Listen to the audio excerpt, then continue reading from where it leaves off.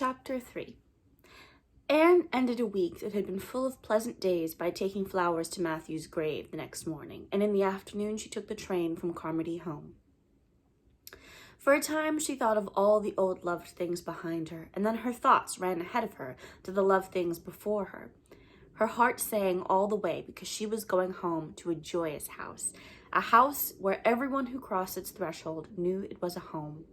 A house that was filled all the time with laughter and silver mugs and snapshots and babies, precious things with curls and chubby knees, and rooms that would welcome her, where the chairs waited patiently and the dresses in her closet were expecting her, where little anniversaries were always being celebrated and little secrets were always being whispered.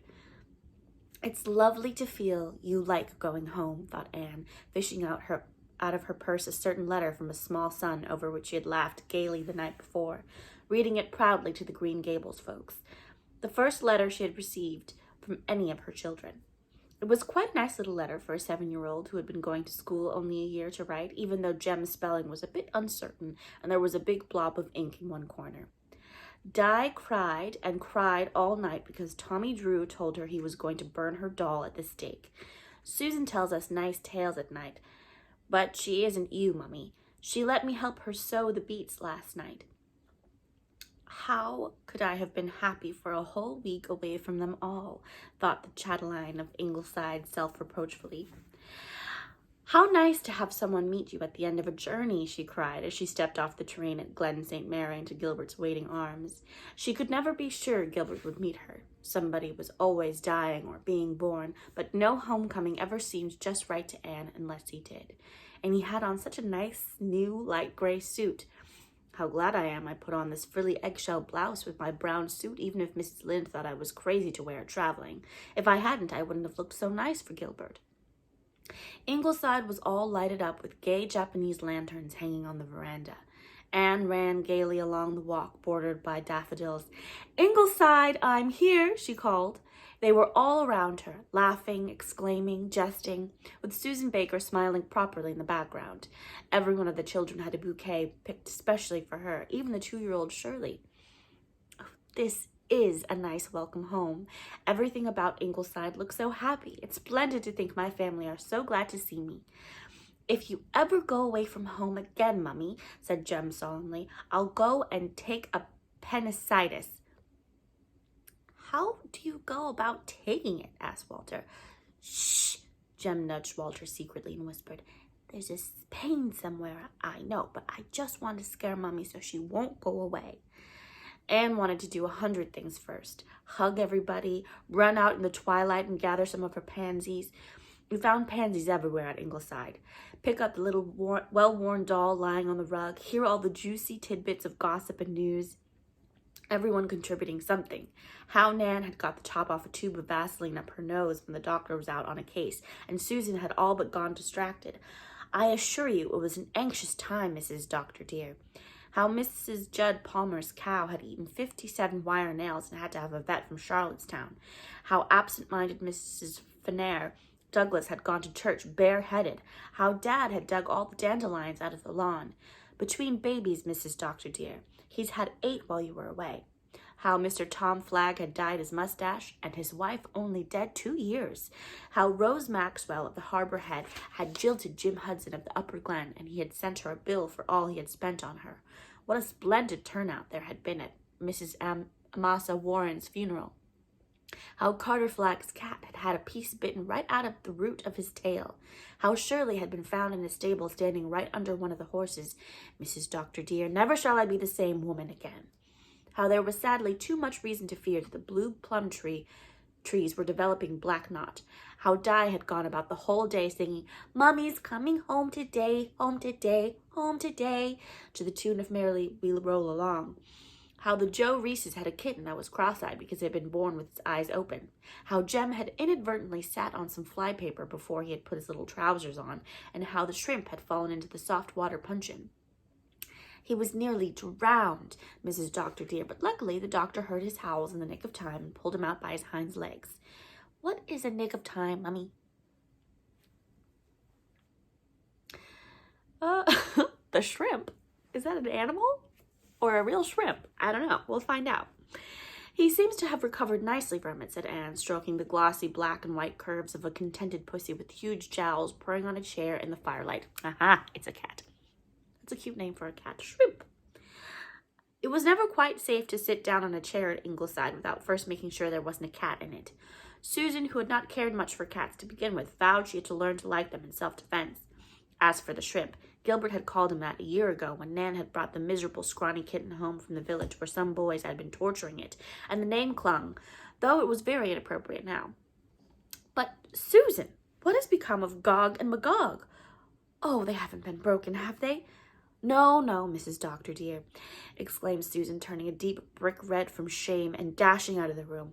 She returned shortly with the 2 china dogs, which always presided at the hearth of Ingleside. I do not see how I could have forgotten to put them back before you came.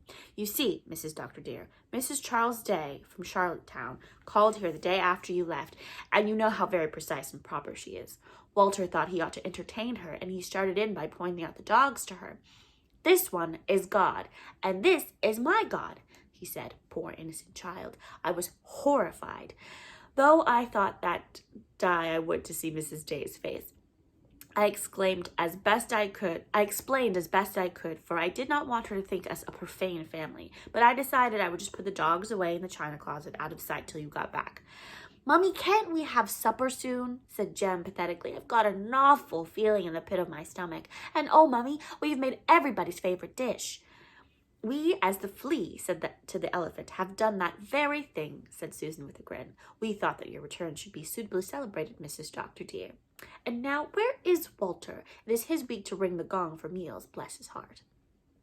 Supper was a gala meal, and putting all the babies to bed afterwards was a delight. Susan even allowed her to put Shirley to bed, seeing what a very special occasion it was. This is no common day, Mrs. Doctor, dear, she said solemnly. Oh, Susan, there is no such thing as a common day. Every day has something about it no other day has. Haven't you noticed? How true that is, Mrs. Doctor, dear. Even last Friday now, when it rained all day and was so dull, my big pink geranium showed buds at last after refusing to bloom for 3 long years. And have you noticed the calceolarias, Mrs. Doctor, dear? Noticed them? Ah, I never saw such calceolarias in my life, Susan. How do you manage it? There, I've made Susan happy and haven't told a fib. I never did see such calceolarias, thank heaven. It is the result of constant care and attention, Mrs. Doctor, dear. But there is something I think I ought to speak of. I think Walter suspects something. No doubt some of the Glen children have said things to him. So many children nowadays know so much more than is fitting. Walter said to me the other day, very thoughtful-like, Susan, he said, are babies very expensive? I was a bit dumbfounded, Mrs. Doctor, dear, but I kept my head. Some folks think they are luxuries, I said, but at Ingleside we think they are necessities. And I reproached myself with having complained aloud about the shameful price of things in all the Glen stores. I'm afraid it worried the child. But if he says anything to you, Mrs. Doctor, dear, you will be prepared. I'm sure you handled the situation beautifully, Susan, said Anne gravely, and I think it's time they all knew what we are hoping for. But the best of all was when Gilbert came to her as she stood at her window watching a fog creeping in from the sea, over the moonlit dunes in the harbour, right into the long narrow valley upon which Ingleside looked down and which nestled the village of Glen St. Mary. To come back at the end of a hard day and find you. Are you happy, Annest of Annes? Happy. Anne bent to sniff a vase full of apple blossoms Jem had set on her dressing table. She felt surrounded and encompassed by love. Gilbert, dear, it's been lovely to be Anne of Green Gables again for a week, but it's 100 times lovelier to come back and be Anne of Ingleside. Chapter 4. Absolutely not, said Dr. Blythe in a tone Jem understood. Jem knew there was no hope of Dad's changing his mind, or that Mother would try to change it for him. It was plain to be seen that on this point Mother and Dad were as one. Jem's hazel eyes darkened with anger and disappointment as he looked at his cruel parents, glared at them, all the more glaringly that they were so maddeningly indifferent to his glares and went on eating their supper as if nothing at all were wrong and out of joint. Of course, Aunt Mary Maria noticed his glares. Nothing ever escaped Aunt Mary Maria's mournful, pale blue eyes, but she only seemed amused at them. Bertie Shakespeare Drew had been up playing with Jem all the afternoon, Walter having gone down to the old house of dreams to play with Kenneth in Paris Ford, and Bertie Shakespeare had told Jem that all the Glen boys were going down to the harbor mouth that evening to see Captain Bill Taylor tattoo a snake on his cousin Joe Drew's arm. He, Bertie Shakespeare, was going, and wouldn't Jem come too? It would be such fun. Jem was at once crazy to go, and now he had been told that it was utterly out of the question. For one reason among many, said Dad. It's much too far for you to go down to the harbor mouth with those boys. They won't get back till late, and your bedtime is supposed to be at 8, son. I was sent to bed at 7 every night of my life when I was a child, said Aunt Mary Maria. You must wait till you're older, Jem, before you go so far away in the evening, said Mother. You said that last week, cried Jem indignantly. And I am older now. You think I was a baby. Bertie's going, and I'm just as old as him. There's measles around, said Aunt Mary Maria darkly. You might catch measles, James. Jem hated to be called James, and she always did it. I want to catch measles, he muttered rebelliously.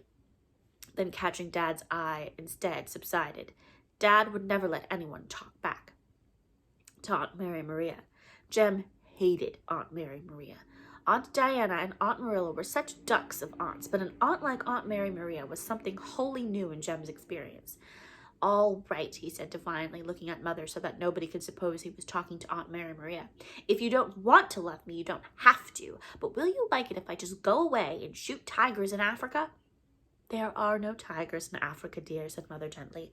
Lions, then, shouted Jem. They were determined to put him in the wrong, were they? They were bound to laugh at him, were they? He'd show them. You can't say there's no lions in Africa. There's millions of lions in Africa. Africa's just full of lions. Mother and Father only smiled again, much to Aunt Mary Maria's disapproval. Impatience in children should never be condoned. Meanwhile, said Susan, torn between her love for and sympathy with little Jem and her conviction that Dr. and Mrs. Doctor were directly right in refusing to let him go away down to the harbor mouth with that village gang to that disreputable, drunken old Captain Bill Taylor's place. Here is your gingerbread and whipped cream, Jem dear. Gingerbread and whipped cream was Jem's favorite dessert, but tonight it had no charm to soothe his stormy soul. I don't want any, he said sulkily. He got up and marched away from the table, turning at the door to hurl a final defiance. I ain't going to bed till 9 o'clock anyhow, and when I'm grown up, I'm never going to bed. I'm going to stay up all night, every night, and get tattooed all over. I'm just going to be as bad can be. You'll see. I'm not would be so much better than ain't, dear, said Mother. Oh, could nothing make them feel? I suppose nobody wants my opinion, Annie, but if I had talked to my parents like that when I was a child, I would have been whipped within an inch of my life, said Aunt Mary Maria. I think it's a great pity the birch rod is so neglected now in some homes. Little Jem is not to blame, Susan snapped, seeing that Dr. and Mrs. Doctor were not going to say anything. But if Mary Maria Blythe was going to get away with that, she, Susan, would know the reason why. Bertie Shakespeare Drew put him up to it, filling him up with what fun it would be to see Joe Drew tattooed. He was here all afternoon and sneaked into the kitchen and took the best aluminum saucepan to use as a helmet. Said they were playing soldiers. Then they made boats out of shingles and got soaked to the bone sailing them in the hollow brook. And after that, they went hopping about the yard for a solid hour, making the weirdest noises, pretending they were frogs. Frogs! No wonder little Jem is tired out and not himself. He is the best behaved child that ever lived when he is not worn to a frazzle, and you may tie too. Aunt Mary Maria said nothing aggravatingly. She never talked to Susan Baker at meal times, thus expressing her disapproval over Susan being allowed to sit with family at all. Anne and Susan had thrashed that out before Aunt Mary Maria had come. Susan, who knew her place, never sat or expected to sit with the family when there was company at Ingleside. But Aunt Mary Maria isn't company, said Anne. She's just one of the family, and so are you, Susan. In the end, Susan gave in, not without a secret satisfaction that Mary Maria Blythe would see that she was no common hired girl. Susan had never met Aunt Mary Maria, but a niece of Susan's, the daughter of her sister Matilda, had worked for her in Charlottetown and had told Susan all about her. I am not going to pretend to you, Susan, that I'm overjoyed at the prospect of a visit from Aunt Mary Maria, especially now, said Anne frankly. But she has written Gilbert asking if she may come for a few weeks, and you know how the doctor is about such things. As he has a perfect right to be, said Susan staunchly. What is a man to do but stand by his own flesh and blood? But as for a few weeks, well, Mrs. Dr. dear, I do not want to look on the dark side of things, but my sister Matilda's sister-in-law came to visit her for a few weeks and stayed for 20 years. I don't think we need dread anything like that, Susan smiled Anne. Aunt Mary Maria has a very nice home of her own in Charlottetown, but she is finding it very big and lonely. Her mother died 2 years ago, you know. She was 85, and Aunt Mary Maria was very good to her and misses her very much. Let's make her visit as pleasant as we can, Susan. I will do what in me lies, Mrs. Dr. dear. Of course, we must put another board in the table, but after all is said and done, it is better to be lengthening the table than shortening it down. We mustn't have flowers on the table, Susan, because I understand they give her asthma, and pepper makes her sneeze, so we better not have it. She is subject to frequent bad headaches, too, so I must really try not to be noisy. Good grief! Well, I've never noticed you and the doctor making much noise, and if I want to yell, I can go to the middle of the maple bush. But if our poor children have to keep quiet all the time because of Mary Maria Blythe's headaches, oh, you will excuse me for saying I think it's going a little too far, Mrs. Dr. dear. It's just for a few weeks, Susan. Let us hope so. Oh, well, Mrs. Dr. dear, we just have to take the lean streaks with the fat in this world, was Susan's final word.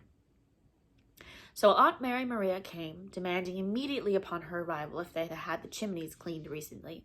She had, it appeared, a great dread of fire. And I've always said that the chimneys of this house aren't nearly tall enough. I hope my bed has been well aired, Annie. Damp bed linen is terrible.